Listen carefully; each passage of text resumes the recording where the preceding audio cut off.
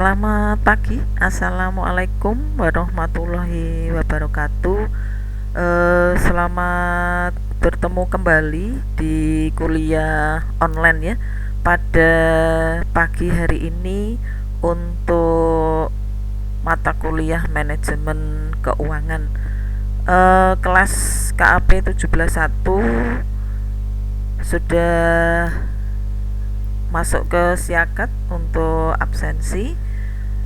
Silahkan untuk masuk dan melakukan join ataukah bergabung dengan link YouTube saya ya, tentang kuliah online, dimana untuk materi hari ini saya masih melanjutkan untuk manajemen kas, dimana manajemen kas yang minggu lalu sudah saya terangkan dan juga sudah saya jelaskan untuk hal-hal mengenai pengertian dan juga yang lainnya ya. Nah, pada pertemuan hari ini kita mencoba untuk mengupas kembali tentang manajemen kasnya, yaitu tentang pemanfaatan ataupun untuk percepatan dari kas itu sendiri dan lain sebagainya yang berhubungan dengan kas perusahaan. Langsung saja ya, kita masuk ke materinya. Perhatikan dalam hal keterangan untuk manajemen kas ataupun untuk penjabaran dari manajemen kasnya di sini.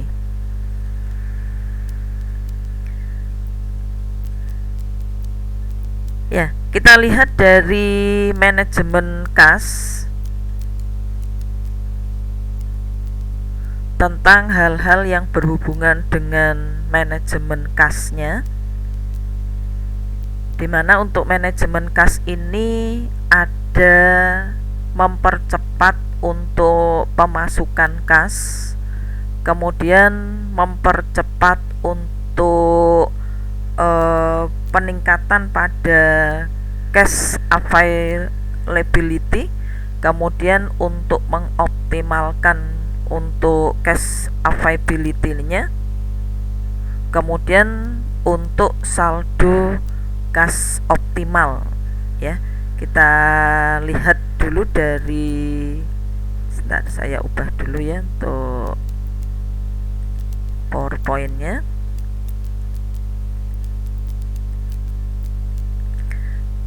Ya, kemudian yang berikutnya adalah bagaimana kita mempercepat untuk pemasukan kas ya.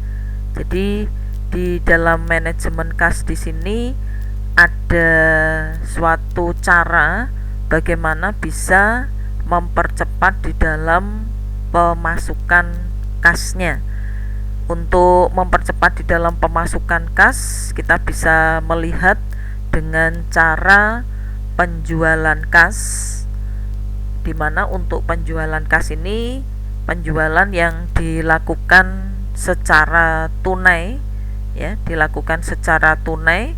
Kemudian untuk yang kedua adalah dengan menggunakan potongan kas atau yang disebut dengan cash discount.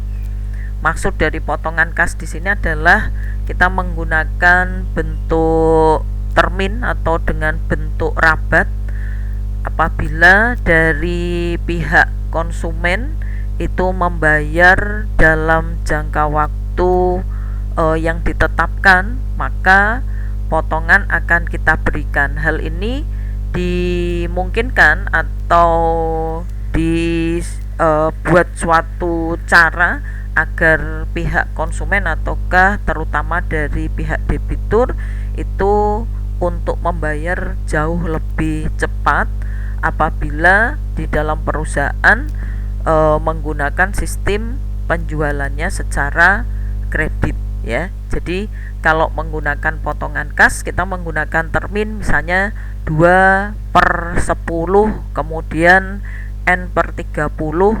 Jadi kita akan memberikan potongan untuk 2% dalam jangka waktu 10 hari. Hal ini diinginkan dari pihak perusahaan agar dari debitur mau membayar dalam jangka waktu 10 hari ya. Kemudian untuk percepatan di dalam pemasukan kas dengan cara desentralisasi untuk pusat penerimaan pembayaran, di mana untuk desentralisasi pusat penerimaan pembayaran ini diinginkan agar semua pemasukan itu masuk dalam satu pusat. Jadi tidak dilakukan dengan sistem cabang.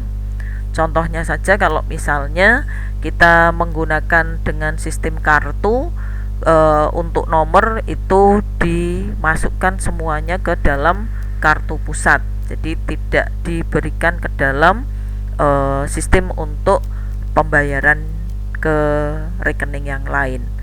Kemudian yang keempat adalah lockbox system. Jadi di sini ada suatu sistem yang terkunci, jadi tidak bisa digunakan untuk sistem yang lainnya ya, istilahnya hanya dikhususkan dalam pemasukan kas itu saja. Kemudian ada cara juga, yaitu bagaimana untuk memperlambat di dalam pengeluaran kas. Untuk memperlambat di dalam pengeluaran kas ini bisa dengan cara pembelian secara kredit. Untuk pembelian secara kredit ini dilakukan untuk bisa saja kita sebagai pihak pembeli kepada pihak pemasok, kemudian untuk pembayarannya dilakukan dengan termin atau jangka waktu. Itu bisa memperlambat di dalam pengeluaran kas yang seharusnya dikeluarkan pada saat itu misalnya saja 100.000, tetapi dengan sistem kredit kita bisa mengeluarkan hanya mungkin hanya 2%-nya saja ya. Kemudian selanjutnya dibayarkan dengan jangka waktu atau jatuh tempo. Kemudian untuk yang lainnya lagi adalah memanfaatkan float ya. Ini juga bisa digunakan sebagai bentuk pengeluaran kasnya, di mana hal ini nanti bisa difungsikan kepada pihak pemasok maupun kita sebagai pihak untuk yang menggunakan sistem kasnya dalam hal memanfaatkan floatnya di sini. Kemudian yang ketiga adalah menggunakan draft atau menggunakan sistem kasbon. Kemudian ada pembayaran secara sentral. Ini sama dengan yang tadi ya. Kalau yang tadi dikhususkan untuk mempercepat, kalau di sini adalah untuk memperlambat dalam hal pengeluaran kas, pembayarannya secara sentral. Kalau tadi untuk penerimaannya, sekarang untuk pembayarannya sama ya, pembayaran dilakukan dengan sistem terpusat. Kemudian cek dibayar pada hari-hari tertentu. Jadi kalau misalnya saja kita melihat ada pembayaran kepada pemasok ataukah nanti kita membayar untuk yang lain-lain, biasanya ada tanggal-tanggal tertentu ya yang kita tidak mengeluarkannya setiap hari. Nah, ini dikatakan sebagai bentuk cek dibayar pada hari tertentu ya. Kemudian yang lain adalah mengenai faktor-faktor yang mempengaruhi besar kecilnya persediaan kas. Kalau faktor-faktor yang mempengaruhi besar kecilnya di dalam persediaan kas, itu nanti kita bisa melakukan untuk perimbangan antara kas masuk dan kas keluar. Jadi jangan sampai dalam hal untuk persediaan kas, misalnya dari kas masuk dan kas keluar itu jauh lebih besar pada kas keluarnya, sedangkan untuk kas masuknya itu jauh lebih kecil. Ini kita buat dalam suatu sistem untuk perimbangan antara kas masuk dengan kas keluar. Kemudian yang kedua adalah bentuk penyimpangan terhadap aliran kas yang diperkirakan. Ini bisa mempengaruhi besar kecilnya di dalam persediaan kas ya. Jadi kalau hal-hal yang melakukan suatu sistem penyimpangan terhadap aliran kas yang telah diperkirakan itu akan berakibat untuk pengaruh pada besar kecilnya persediaan kasnya. Kemudian adanya hubungan finansial yang baik dengan bank-bank ini juga mempengaruhi besar kecilnya dalam persediaan kas ya. Misalnya saja dalam kita melihat pada analisa laporan keuangan seperti kemarin, yaitu pada rasio likuiditas maupun pada rasio solvabilitas. Itu faktor-faktor yang mempengaruhi besar kecilnya persediaan, hubungan finansial yang baik dengan pihak bank itu juga akan berpengaruh, karena dari pihak bank itu mungkin akan memberikan suatu keringanan ataukah mungkin jangka waktu yang bisa jauh lebih lama apabila kita menggunakan sistem untuk hutang jangka panjang. Kemudian yang keempat adalah penganggaran kas. Ini juga berfungsi sangat besar karena bisa mempengaruhi besar kecilnya di dalam persediaan kas. Kalau kita tidak bisa melakukan manajemen pada peranggaran kasnya, ya otomatis nanti dari persediaan kas ini tidak akan sama ya, istilahnya untuk pengeluaran kasnya akan berakibat jauh lebih besar dibandingkan dengan kas yang masuk. Kemudian manfaat pokok dalam jumlah kas yang memadai. Bagaimanakah kita bisa menilai ataukah melakukan suatu perhitungan dengan memanfaatkan pokok jumlah kas yang memadai? Di sini ada 3 hal yang bisa kita lakukan, yaitu yang pertama adalah dapat memanfaatkan potongan harga dalam pembelian barang ya, seperti yang kita lihat tadi bagaimanakah untuk mempercepat ataukah memperlambat dalam pengeluaran kasnya. Itu ada sistemnya adalah dengan menggunakan sistem terpusat ataukah dengan cara pembayarannya dengan termin ya atau jangka waktu. Nah, untuk manfaat pokok dari jumlah kas yang memadai di sini yaitu bisa memanfaatkan potongan harga dalam pembelian barang. Misalnya saja kita menggunakan sistem perdagangan itu 2/10 net 30. Maksudnya kita akan mendapatkan potongan 2% dalam jangka waktu 10 hari. Kemudian untuk jatuh temponya adalah 30 hari ya. Kemudian yang kedua adalah dalam analisa kredit di current ratio ya, masih ingat ya untuk current ratio kita buka lagi di analisa keuangan, karena di analisa keuangan itu juga berkaitan dengan manajemen keuangannya. Jadi dalam analisa kredit di current ratio dan juga di acid test ratio ini merupakan tolok ukur yang pokok yang bisa menilai untuk persediaan kasnya di dalam manajemen kas, karena perusahaan itu akan lebih dipercaya oleh bank ataukah oleh lembaga kredit lainnya. Jadi misalnya saja pada current ratio kita menilai apakah ada kemampuan perusahaan dalam mengembalikan hutang jangka pendeknya ataukah pada acid test rasionya ya. Ini yang kita melakukan dengan sistem ke rasio yang bisa menjadikan perusahaan itu akan dipercaya oleh pihak bank atau lembaga kredit yang lain ya. Kemudian yang ketiga adalah untuk melakukan pengambilan peluang bisnis sewaktu-waktu, di mana untuk pengambilan peluang bisnis sewaktu-waktu ini menanggulangi keadaan darurat seperti pemogokan, kemudian ada kebakaran, kekeringan ataupun serangan dari pesaing melalui program kampanye pemasaran ya. Ya, kita melihat juga seperti yang sekarang ini ya, bagaimana perusahaan itu bisa melakukan suatu pengambilan untuk peluang bisnis yang mungkin bisa kita ambil sewaktu-waktu.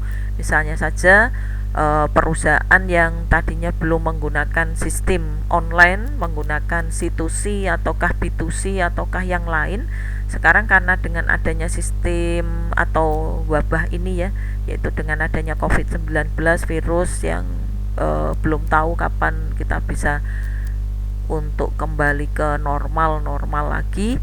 Nah, itu bisa saja perusahaan ini akan melakukan pengambilan untuk peluang bisnis dengan sistem online, dengan sistem internet ya, dengan sistem kita menggunakan bisnis to bisnis ataukah customer to customer ataukah dengan menggunakan sistem bisnis yang lain. Itu bisa menjadikan suatu peluang bisnis yang mungkin akan menjadikan perusahaan bisa bertahan dalam hal keadaan darurat ya.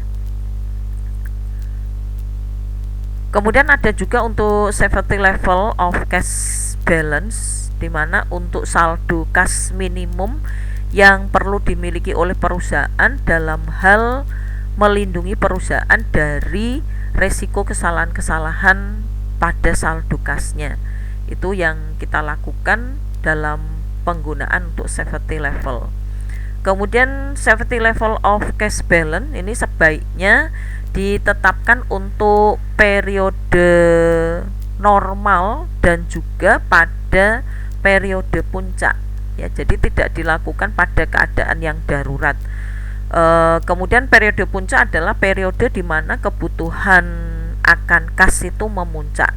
Misalnya saja untuk pengeluaran karena posisi dari perusahaan itu mungkin harus banyak mengeluarkan kas, misalnya untuk pembelian bahan bakunya, ataukah untuk pembayaran di dalam tenaga kerjanya, ataukah untuk penyediaan pada BOP-nya ya, sehingga pada periode puncak ini adalah periode di mana kebutuhan akan kas itu memuncak, posisinya jauh lebih besar dibandingkan kalau perusahaan itu dalam keadaan yang normal. Kemudian rumus pada safety level of cash balance di sini adalah jumlah hari yang diinginkan ya, jumlah hari yang diinginkan kemudian dikalikan dengan rata-rata harian pengeluaran kas ya. Perhatikan dalam rumus yang ada di sini bahwa untuk rumus pada safety levelnya adalah jumlah hari yang diinginkan dikalikan dengan rata-rata harian untuk pengeluaran kasnya. Kemudian ada kas minimum ya. Kita lihat dari contohnya di sini. Saya mengambil dari contoh yang sudah ada, yaitu dari perusahaan Gatotkaca menerapkan bahwa safety level of cash-nya harus cukup untuk menutup pengeluaran selama 7 hari, di mana untuk pengeluaran kas rata-rata sehari itu jumlahnya adalah 600.000. Jadi di sini diinginkan ada 7 hari, kemudian untuk pengeluaran kas rata-rata seharinya itu adalah sebesar 600.000. Kita lihat dari rumusnya tadi pada safety-nya bahwa jumlah hari yang diinginkan ya, jumlah hari yang diinginkan itu tadi ada 7, kemudian rata-rata di dalam pengeluaran kasnya tadi adalah 600.000, sehingga kalau kita masukkan ke dalam safety level of cash balance-nya adalah 7 dikalikan 600.000, sehingga di sini akan ketemu 4.200.000 ya. Jadi posisinya bisa kita lihat dalam hal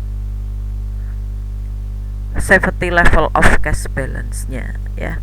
Kemudian contoh yang kedua, selama 3 hari puncak dalam bulan Agustus untuk pengeluaran kas dari perusahaan Gatotkaca itu berturut-turut ada 750.000, kemudian 800.000 dan 850.000. Berapakah safety level of cash balance-nya?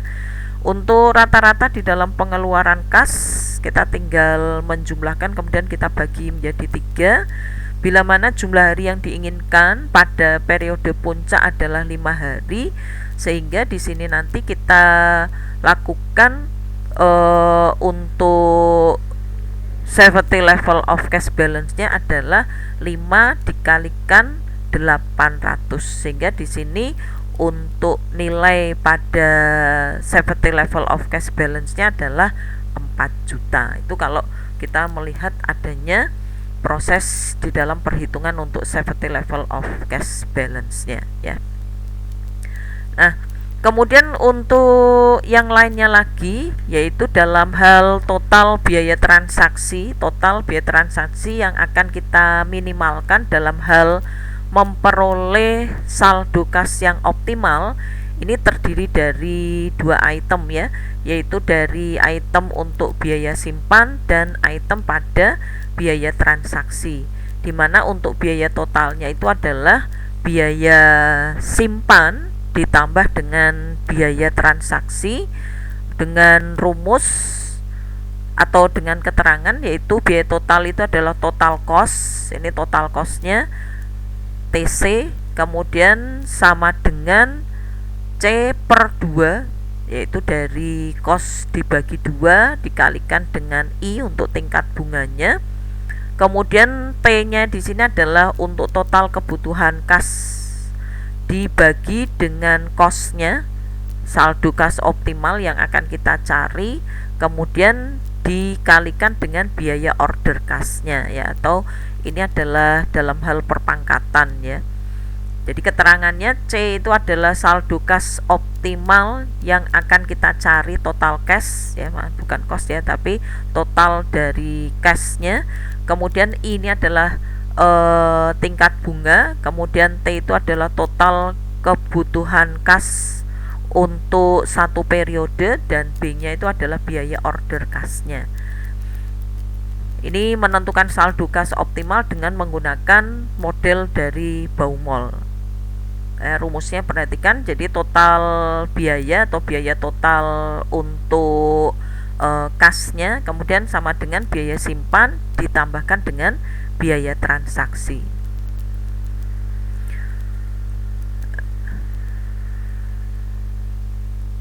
Ini kita lihat dalam penentuan untuk saldo kas optimalnya dengan model persediaan kas, yaitu di model Baumol. Kebutuhan kas perusahaan selama 1 bulan adalah 20 juta, di mana perusahaan itu akan memperoleh kas dengan menjual surat berharga. Biaya transaksi perolehan kas adalah 10.000, sedangkan untuk tingkat bunganya 18% per tahun, atau kalau kita hitung ya 1,5% untuk per bulannya. Nah, ini kalau kita hitung ke dalam metode model Baumol, dari nilai C, nah ini ya, 2 dikalikan 10.000 kemudian dikalikan dengan 20 juta per 0,015 ya, kemudian dalam hitungannya adalah dipangkatkan 1/2 ya. Di dalam rumusnya tadi ya, kita lihat, kita back lagi ke rumusnya tadi, ini ya rumusnya ini ya, untuk model Baumolnya yang bisa kita lihat dari data untuk mengoptimalkan saldo kasnya.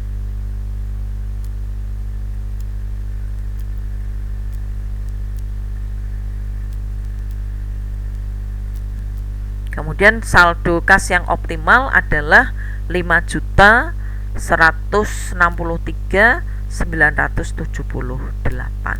Ini kalau kita melihat dari model Baumolnya ya. Nanti untuk materinya bisa saya share ya ke grup, jadi biar lebih paham. Kalau mungkin dalam hal kita melihat dalam penyajian untuk PowerPoint-nya sedikit mungkin hanya waktu saja ya, karena dalam hal kita menyajikan kan tidak begitu lama ya.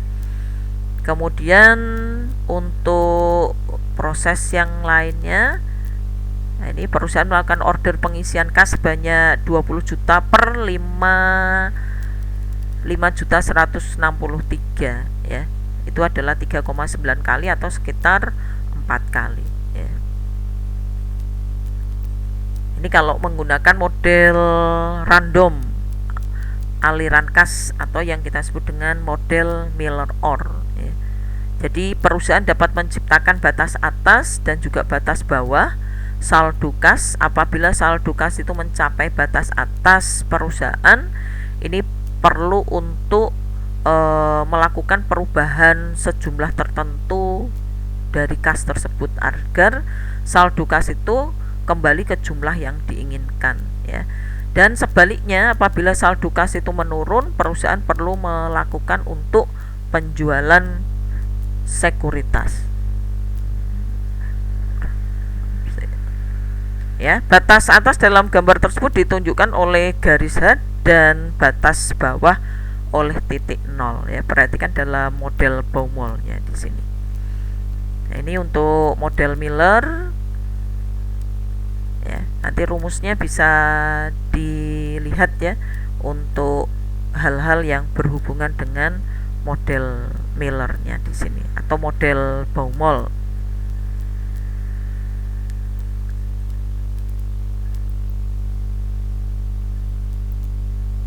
Ini adalah contoh untuk penyimpangan dari aliran kas bersih 2000, tingkat bunganya adalah 10% per tahun. Biaya transaksi dari pembelian surat berharga adalah 100.000.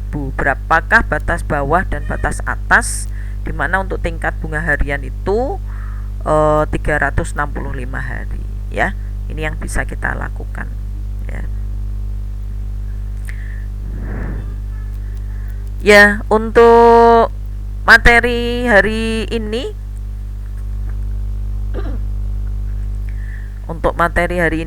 bisa didapatkan dari PowerPoint ya nanti ya. Saya kopikan ke grup. Kemudian untuk soal-soalnya nanti saya kopikan ya ke grup juga dalam bentuk Microsoft Word. Jadi kalau saya masukkan ke PowerPoint mungkin terlalu sedikit untuk layarnya ya, karena di dalam latihan dari model Baumol ataukah dari model Miller ini lebih banyak untuk keterangannya ya. Jadi bisa dipelajari, mungkin bisa diambil dari buku-buku lain, dari sumber-sumber lain, tidak hanya dari PowerPoint saya saja. Kalau dari PowerPoint saya saja mungkin cakupannya juga kurang luas ya. Latihan-latihan juga bisa diambil dari buku manajemen keuangan, kemudian juga dari mungkin diambil dari Google maupun dari sumber-sumber yang lainnya ya. Untuk buku manajemen keuangan itu banyak ya. Jadi tidak hanya dari salah satu buku manajemen keuangannya saja, tapi karena di sini pengarang untuk manajemen keuangan itu bisa didapatkan atau buku-bukunya itu banyak untuk sumber ya. Mungkin saya akhiri dulu untuk pertemuan pada pagi hari ini di kuliah Senin untuk mata kuliahnya manajemen keuangan, dan teorinya bisa dipelajari ya. Saya akhiri, wassalamualaikum warahmatullahi wabarakatuh. Selamat pagi untuk semuanya.